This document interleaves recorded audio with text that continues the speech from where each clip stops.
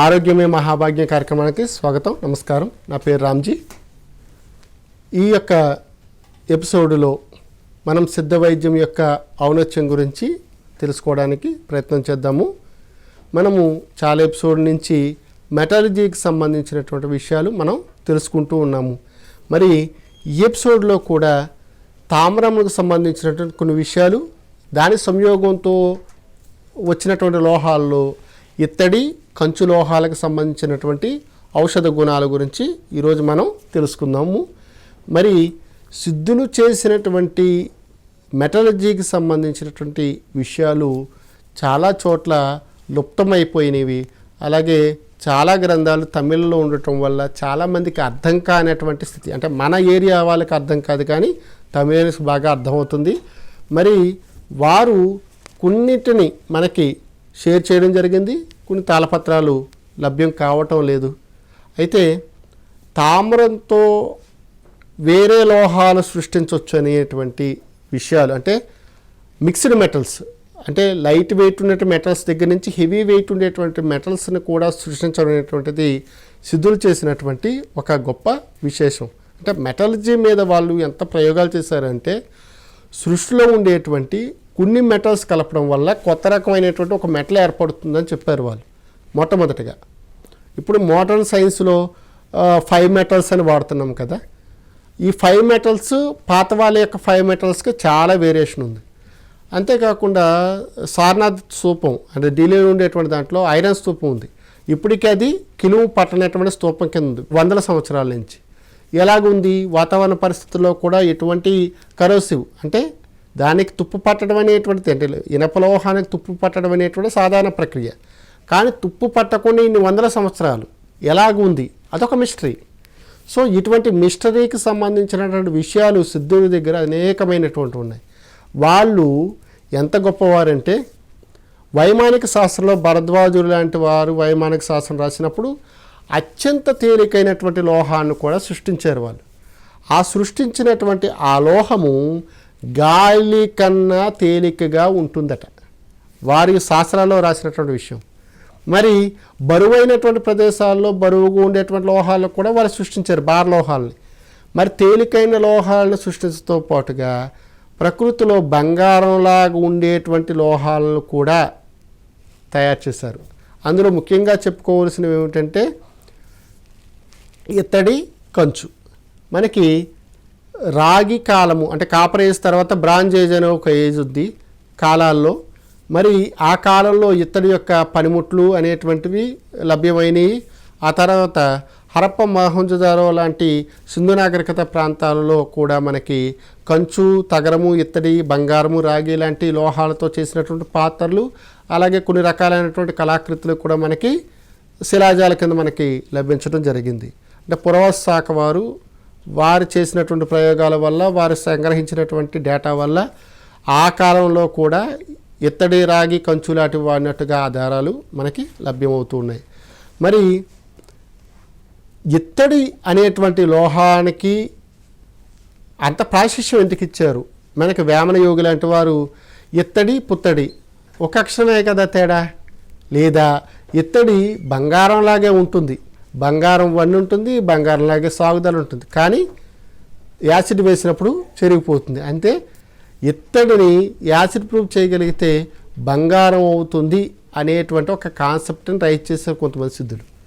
అందుకని ఏం చేశారు వాళ్ళు, ఇత్తడిని ఎలా తయారు చేశారు అంటే, రాగిని బాగా కరిగించి దాంట్లో 8వ వంతు కానీ 9వ వంతు కానీ, అంటే రాగిని 8 పాళ్ళు, 2 పాళ్ళు సత్తు లేదా జింక్, అంటే తుత్తునాగం అంటాం కదా, జింక్ మెటల్ని 2 పాళ్ళు రాగి కరిగిన తర్వాత అందులో వేసినప్పుడు అది శుభ్రంగా కరుగుతుంది. ఆ కరిగిన తర్వాత అందులో కొద్దిగా నవాసారం వేసినప్పుడు అచ్చమైనటువంటి బంగారపు వన్నెతో కూడినటువంటి ఇత్తడి లోహం అనేటువంటిది తయారవుతుంది. సో ఇది కనిపెట్టినటువంటి కొంతమంది సిద్ధులు ఏమన్నంటే యాస్ గోల్డ్ అని పేరుతోనూ, అలాగే పుత్తడికి ఆపోజిట్గా దీనికి ఇత్తడిని పేరు పెట్టారు. సో ఇత్తడి అనేటువంటి దానికి మనకి చాలా మెటల్స్లో అంటే 5 మెటల్స్లో కానీ ఇంట్లో వాడేటువంటి చాలా పాత్రలు కానీ ఇత్తడి అనేటువంటి ఒక సింబాలిక్, అంటే పేదవాడి యొక్క బంగారం ఇత్తడి అన్నమాట. సో దాని కింద ఉండి ఇత్తడి లోహానికి అత్యంతమైనటువంటి ప్రాధాన్యత ఇచ్చారు. ఈ ఇత్తడి లోహం యొక్క విశేషాలు తెలుసుకుందాం ఇప్పుడు. తర్వాత మళ్ళీ మనం కంచు గురించి కూడా తెలుసుకోవడానికి ప్రయత్నం చేద్దాము. ఇప్పుడు ఇత్తడి లోహం ఎలా తయారు చేశారనే విషయం మనం చెప్పుకున్నాము. అయితే కొంతమంది సిద్ధులు ఏం చేశారు, సత్తు కలుపుతున్నాం కదా, ఆ సత్తుని కనుక కట్టుకున్నట్లయితే, సత్తు కట్టుకోవడం అంటే ఏమిటి, యాసిడ్లో సత్తు చెరిగిపోకుండా ఉండాలట. వాళ్ళు తెలివితేటలు చూడండి. ఆ సత్తు కరిగిపోకుండా ఉంటే బంగారానికి ఇలా గీట పెట్టినప్పుడు ఎరుపు రంగు వస్తుంది, పసుపు రంగు ఉంది, అన్నీ ఉన్నాయి కదా, గీత కూడా యాసిడ్లో చెరిపోకుండా ఉంటే అది బంగారం అవుతుంది అనేటువంటి దృష్టితో వాడు ఏమన్నాడంటే ఒక పద్యం రాశాడు. ఏమన్నాడంటే, ఉప్పు కట్టువాడు ఊరును కట్టును, రసము కట్టువాడు రాజును కట్టును, అలాగే సత్తు కట్టువాడు సర్వము కట్టును, లేదా సత్తు పెత్తకుండా సాధించవచ్చు. సత్తు పెత్తకుండా అంటే వేడి చేసినప్పుడు సత్తు పట్మని పగిలిపోతుంది, లేదా నీల రంగు మంటతోనూ గ్రీన్ కలర్ మంటతోనూ అది ఫైర్ అయిపోతుంది. ఇలాగా అది పోకుండా సత్తుకి ఆకాశతత్వం ఉంది, అంటే తత్వాల్లో ఆకాశతత్వం ఉంది. ఆకాశాన్ని మనం బంధింప చేయగలిగితే అన్నీ వస్తాయి. ఎందుకని, ఆకాశమే అన్నిటికీ మూలం కదా. అందుకని ఆకాశాన్ని ఎటువంటి పరిస్థితుల్లో భేదన అవ్వకుండా కనుక చేసినట్లయితే సత్తుని కట్టినట్టే. అంటే సత్తు కట్టువాడు సర్వము కట్టును, అంటే పంచభూతాలు ఆకాశం నుంచి ఏర్పడినాయి. ఆకాశం నుంచి వాయువు, వాయువు నుంచి అగ్ని, అగ్ని నుంచి జలము, జలం నుంచి పృథివీ ఏర్పడినట్టుగా మనకి పురాణ ఇతిహాసాలు, అలాగే మనకి హైందవ సంస్కృతి సంప్రదాయాల్లో కూడా చెప్పడం జరిగింది. కాబట్టి సిద్ధజ్ఞానం తెలుసున్నటువంటి కొంతమంది మూర్ఖపు సిద్ధులు చెప్పినటువంటి విషయం ఏంటంటే, సత్తు కడితే సర్వం కడతాయని. సత్తు కట్టువాడు సర్వము కట్టును, అంటే పంచభూతాలు ఆకాశం నుంచి ఏర్పడినాయి. ఆకాశం నుంచి వాయువు, వాయువు నుంచి అగ్ని, అగ్ని నుంచి జలము, జలం నుంచి పృథివీ ఏర్పడినట్టుగా మనకి పురాణ ఇతిహాసాలు, అలాగే మనకి హైందవ సంస్కృతి సంప్రదాయాల్లో కూడా చెప్పడం జరిగింది. కాబట్టి సిద్ధజ్ఞానం తెలుసున్నటువంటి కొంతమంది మూర్ఖపు సిద్ధులు చెప్పినటువంటి విషయం ఏంటంటే, సత్తు కడితే సర్వం కడతాయని. అంటే ఏమిటి, సత్తు తెల్లగా ఉంటుంది, ఎర్ర దాంట్లో కనుక తెల్లదేసాం అనుకోండి పసుపు రంగు వస్తుంది కదా. ఇందాక మనం కిందటి ఎపిసోడ్లో మనం మాట్లాడుకున్నప్పుడు ఆ కలర్కి సంబంధించిన విషయాలు మనం కిందటి ఎపిసోడ్లో తెలుసుకున్నాము. ఆ ఎపిసోడ్కి సంబంధించి మీరు 2-3 ఎపిసోడ్లు మీరు చూసుకుంటే మాకు తెలుస్తుంది మీకు. కాబట్టి దాని విషయాన్ని ఇప్పుడు మనం ప్రస్తావన చేయొద్దు. ఈ తెలుపు ఎరుపుల కలయిక వలన పసుపు రంగు ఏర్పడుతుందని మాత్రం దృష్టిలో పెట్టుకోండి కాస్త. ఇక్కడ ఇత్తడి కట్టినప్పుడు, అంటే సత్తు కట్టినప్పుడు ఆ కట్టినటువంటి సత్తుని రాగిలో వేస్తే అది బంగారం కింద మారిపోతుంది అనేటువంటి మూర్ఖపు ఆలోచనతో వారు మళ్ళీ ప్రయోగాలు చేయడం జరిగింది. ఆ ప్రయోగాలలో బంగారంలాగా ఉండేటువంటి కొన్ని మెటల్స్ని వాళ్ళు సృష్టించడం జరిగింది. అందులో ఒకటి ఇత్తడి. సరే, ఇత్తడి లోహాన్ని మనకి ఇది ఒక సామెత ఉంటుంది సిద్ధ వైద్యంలో. అదేంటంటే వాదో భ్రష్ట వైద్యో శ్రేష్ఠ అని. అంటే వాదంలో భ్రష్ట అయినాడు వైద్యంలో దాన్ని గొప్ప వైద్యుడు అవుతాడని, లేదా వాదంలో చెడిపోయినటువంటి వస్తువుని వైద్యం కింద వాడుకున్నట్లయితే వాడికి భుక్తి ముక్తి రెండూ వస్తాయి. ఎందుకంటే ఒక బంగారమో వెండో అందులో వేస్తాం కదా, అది ఆరోగ్యం ఇచ్చేటువంటి ఒక మందు కింద తయారు చేసినప్పుడు దానివల్ల రోగాలు తగ్గుతాయి. కాబట్టి శుద్ధి చేసినటువంటి వాటిని వాడతాం. కాబట్టి దాన్ని పాడు చేయకుండా పారేయకుండా దాన్ని కనుక ఆరోగ్యానికి వాడుకున్నట్లయితే వాడికి అది వేస్ట్ అవ్వదనేటువంటి ఉద్దేశంతో ఆల్కెమీని తీసుకొచ్చి వైద్యంలో పెట్టారు. చూడండి, ఏది వేస్ట్ చేయలేదు, కొత్త కొత్త ఆటలు సృష్టించుకుంటూ ఉన్నారు వారు. ఆ విధంగా మళ్ళీ దాని మీద ప్రయోగం చేసి ఏ వ్యాధిలో తగ్గుతాయి అనేటువంటిది మళ్ళీ ద్రవ్య గ్రంథాలు, అంటే మనకి ఫార్మకోపియాలో వాళ్ళు ద్రవ్య గుణరత్నాకరణలోనూ వాళ్ళు చెప్పడం జరిగింది. ఇలా చెప్పినప్పుడు వాళ్ళు చేసినటువంటి ప్రయోగాలలో ఇత్తడికి సంబంధించిన కొన్ని ఆసక్తికరమైన విషయాలు వాళ్ళు చెప్పడం జరిగింది. రాగి యొక్క ఔషధ గుణాలు చెప్పుకున్నాం కదా ఇదివరకు. అలాగే సత్తు యొక్క ఔషధ గుణాలు మనం ఇప్పుడు తెలుసుకోవడానికి ప్రయత్నం చేస్తాం. ఇత్తడి యొక్క ఔషధ గుణాలు ఏమిటంటే, సత్తుకి ఆకాశ గుణం ఉందని చెప్పాం కదా, అంటే విషద గుణం ఉంది, రోక్ష గుణం ఉంది, లఘుత్వం ఉంది. అందునే కాకుండా మనకి తిక్త రుచి, అంటే చేదుకరమైనటువంటి రుచి తగులుతుంది.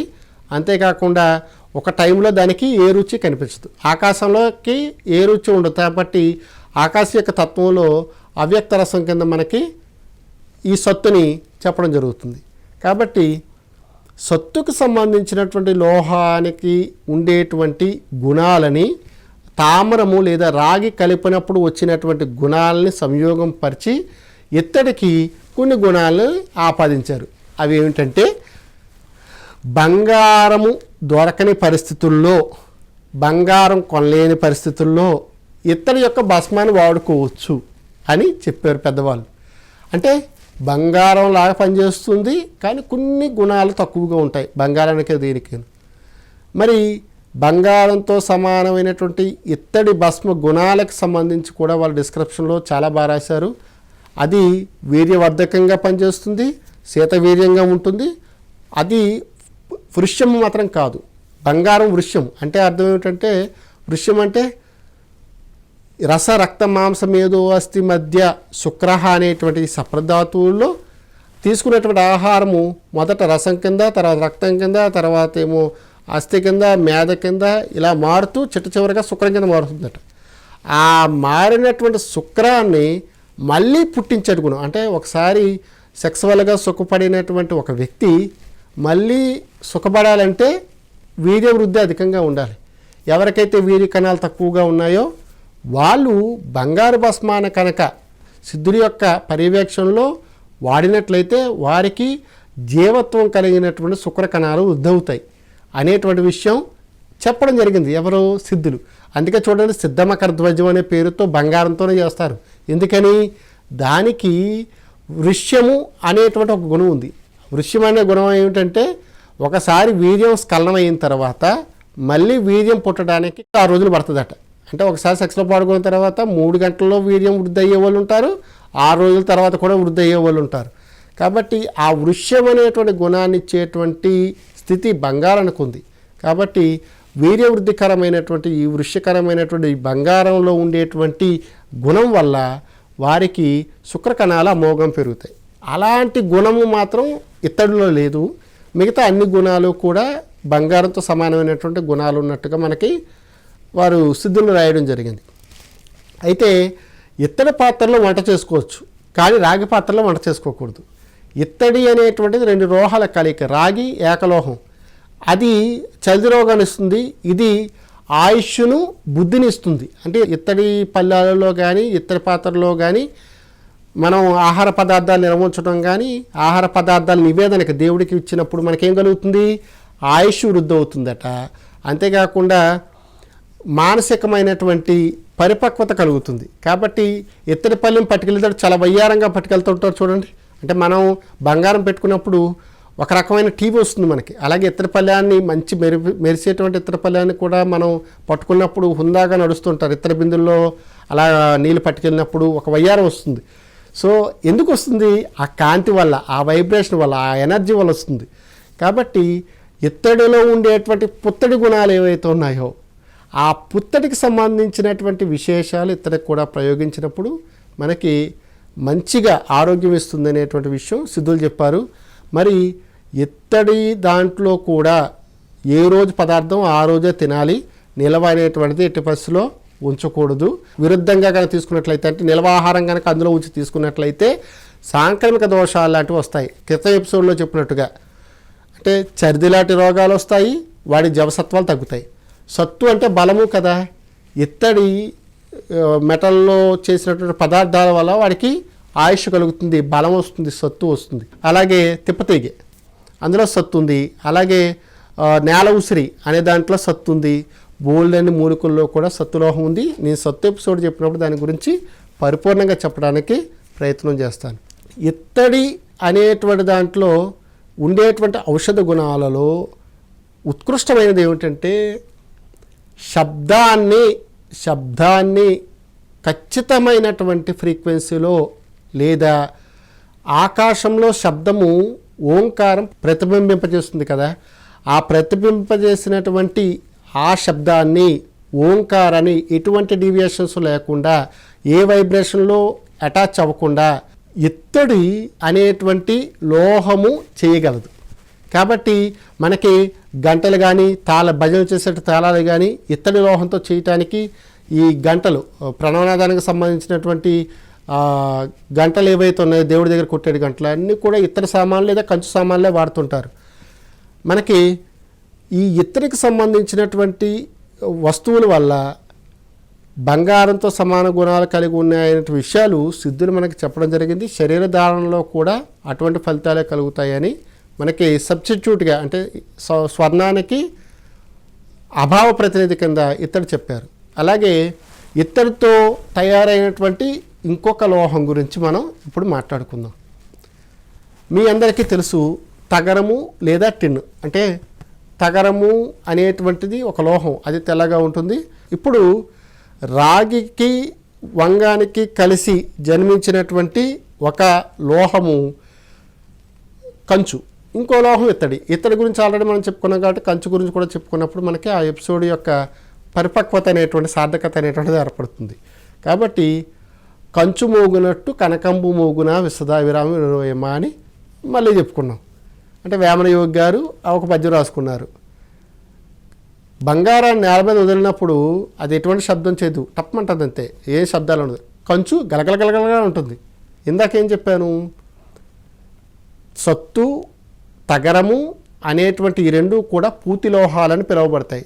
పూతి లోహాలంటే తక్కువ హీట్లోనే అది ఎవాపరేట్ అయిపోతాయి కాబట్టి దాన్ని పూతి లోహాలని చెప్పడం లేదా తేలికపాటి లోహాల కింద చెప్పడం అనేటువంటిది జరుగుతుంది. లఘుత్వం అనేటువంటిది ఆకాశానికి ప్రతీక అని చెప్పుకున్నాం కదా. ఈ ఇత్తడి కంచు రెండు కూడా శబ్దంలో ఉండేటువంటి కల్మషాలని అంటే నాదంలో ఉండేటువంటి కల్మషాలని పోగొట్టేటువంటి శక్తి ఉంది. కాబట్టి ఘంటానాదం అనేటువంటి దాన్ని ఏ లోహంతో చేయాలి అంటే ఇత్తడి కానీ కంచు కానీ అయి ఉండాలి. ఎందుకని అందులో వాడినటువంటి మెటల్స్ ఏవైతే ఉన్నాయో అవి సత్తు తగరము రెండూ కూడా మనకి ఆకాశం యొక్క ప్రత్యేకకు సంబంధించినటువంటి లోహాలు.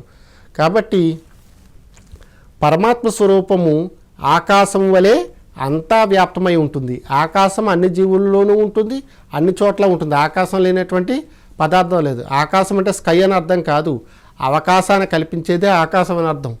కాబట్టి పరమాత్మ ఎలాగైతే అన్ని చోట్ల ఉంటాడో ఆకాశ సత్వం అనేటువంటిది అన్ని ప్రదేశాల్లో ఉంటుంది. కాబట్టి సత్తులో ఉండేటువంటి లేదా కంచులో ఉండేటువంటి ఆ వైబ్రేషన్ లేదా ఎనర్జీ ఏదైతే ఉందో గాలిలో ఉండేటువంటి యాంటీ శబ్దాలని యాంటీ నాదాలు ఏవైతే ఉన్నాయో అపక్వమైనటువంటి నాదాలు ఏవైతే ఉన్నాయో అవన్నీ కూడా సవ్యం చేసి పరిశుద్ధమైనటువంటి స్థితిని కలిగించడానికి కంచు లేదా ఇత్తడి సంబంధించినటువంటి నాదాలు ఉపయోగపడతాయి.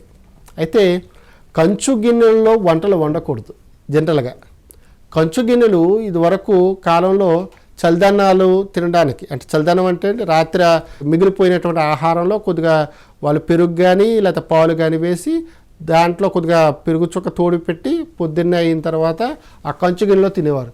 ఆ కంచు గిన్నెలో తినడం వల్ల వాళ్ళకి ఏమవుతుంది, బలమైనటువంటి వాక్శుద్ధి కలుగుతుంది, బలమైనటువంటి శారీరక దృఢత్వం కలుగుతుంది, అంతేకాకుండా వీర్య పటుత్వం కలుగుతుంది. కాబట్టి కంచు గిన్నెలో తినటం వల్ల ఇటువంటి ఉపయోగాలు ఉన్నాయని సిద్ధుడు మనకి చెప్పడం జరిగింది. కాబట్టి అటువంటి పాత్రలో మనం పెరుగు లాంటి వేసినప్పుడు ఇలా జరుగుతుంది. కానీ కంచు గిన్నెలో నెయ్యి ఉంచామనుకోండి అది విషమైపోతుందని శాస్త్రంలో చెప్పబడింది. కాబట్టి నెయ్యిని కంచు గిన్నెలో నిల్వ ఉంచకూడదు. నెయ్యిని నిల్వ ఉంచడానికి ఒక పాత్ర ఉంటుంది ప్రత్యేకంగా. ప్రతి పాత్రకు ఒక ఔన్నత్యం ఉంటుంది, ప్రతి పాత్రకు ఒక లిమిట్స్ ఉంటాయి, ప్రతి పాత్రకు ప్రత్యేకమైన గుణం ఉంటుంది. ఆ గుణాన్ని బట్టి మాత్రమే దాన్ని నిల్వ ఉంచాలి. కానీ మనకు డబ్బులు ఉన్నాయని మన దగ్గర సౌలభ్యంగా ఉందని అన్ని వస్తువులతోనూ మనం సంయోగం పరచకూడదు. లోహాలతో ఎందుకు తీసుకోవాలి, అలోహాలతో ఎందుకు తీసుకోవాలి? ఇప్పుడు దరిద్రం ఏమిటంటే ప్లాస్టిక్, అది కడుపులోకి వెళ్ళి అనేక రకాలైనటువంటి క్యాన్సర్ల కారణం అవుతుందని లేకపోతే అసాధ్యమైన రోగాలకు కారణం అవుతుందని చెప్తున్నారు. మనకు కావాలని తాగుతున్నాము, కావాలని అనారోగ్యాలు పాలవుతున్నాం. కాబట్టి ఏ పాత్రలో ఏ ఆహారం తీసుకోవడం వల్ల ఎటువంటి ఆరోగ్యాలు కలుగుతాయో, ఆ పాత్రలు మలినమైనప్పుడు ఎటువంటి అనారోగ్యాలు కలుగుతాయో, ఆ అనారోగ్యం కలిగినప్పుడు ఆరోగ్యం కలగడానికి ఎటువంటి పాత్రలో ఆహారం తీసుకోవాలో కూడా మనకి సిద్ధ వైద్యులు అనేటువంటి వాళ్ళు చెప్పడం జరిగింది. మరి సిద్ధ వైద్యులు చెప్పినటువంటి ఈ విషయాలు చాలా అద్భుతమైనటువంటి ఫలితాలు ఇచ్చేటువంటివే. మరి ఒక చిట్కాని ఈరోజు ఎపిసోడ్లో చెప్పుకోవాలి కదా. మరి చిట్కాని చెప్పుకోవడానికి మనం ప్రయత్నం చేద్దాము. ఆ చిట్కా ఏమిటంటే రాగి, ఇత్తడి, అలాగే కంచు, ఈ మూడు కూడా రాగి సంయోగం వల్ల కలిగినటువంటి లోహాలే కదా. ఈ లోహాన్ని ఎప్పుడూ కూడా ఈ మూడిట్లో ఏదో ఒక లోహాన్ని వారు శరీరతత్వాన్ని అనుసరించి ధరించవచ్చు. ధరించటం వల్ల వాళ్ళకి ఏం కలుగుతుందంటే రాగి లోహాన్ని వాత శరీరం వాళ్ళు ధరిస్తే వారికి వాత రోగాలు తగ్గుతాయి. కంచు అనేటువంటి దానికి పిత్త రోగాలు తగ్గుతాయి, ఇత్తడికి కఫ రోగాలు తగ్గుతాయి. కాబట్టి వాత పిత్త కఫాలు ఉండేటువంటి వాళ్ళు ఈ 3 లోహాలలోనూ ఏ లోహాన్ని వాడితే వాళ్ళ శరీరతత్వం కుదురుగా ఉంటుందని భావిస్తున్నారో, ఏ తత్వం అధికం అవ్వటం వల్ల ఆ రోగం వచ్చిందని భావిస్తున్నారో వారు కడుపులోకి మందు వాడుకోకుండా ఈ లోహాలకు సంబంధించినటువంటి పాత్రలు కానీ ఆభరణాలు కానీ వాడినప్పుడు వాళ్ళకి అద్భుతమైనటువంటి ఆరోగ్యం కలుగుతుందనేటువంటిది సిద్ధులు చెప్పినటువంటి విషయం. కాబట్టి ఆరోగ్యకరమైనటువంటి ఔషధాలతో పాటుగా మెటలజీకి సంబంధించినటువంటి విషయాలు కూడా ఆరోగ్యకరంగా వాళ్ళు చెప్పడం అనేటువంటిది హ్యాట్స్ ఆఫ్. మోడర్న్ టెక్నాలజీలో చెప్పిన విషయాల్ని ఎన్నో వేల సంవత్సరాల క్రితము శాస్త్రీయంగా పరిశోధన చేసి అనేక మంది మీద వాటిని చూచి దాన్ని గ్రంథస్థపరిచినటువంటి సిద్ధులకి మనసా వాచా కర్మణ నమస్కారాలు తెలియజేసుకుంటూ ఈ సిద్ధ వైద్యాన్ని ఆదరిస్తున్నటువంటి మీ అందరికీ మరొకసారి మనస్ఫూర్తిగా నమస్కారం తీసుకుంటూ మరొక ఎపిసోడులో మరొక సిద్ధుడి యొక్క ఔన్నత్యాన్ని, వారి జీవన విధానాన్ని, వాళ్ళు చేసిన ప్రయోగాల గురించి తెలుసుకుందాము. చూస్తూనే ఉండండి. నమస్కారం.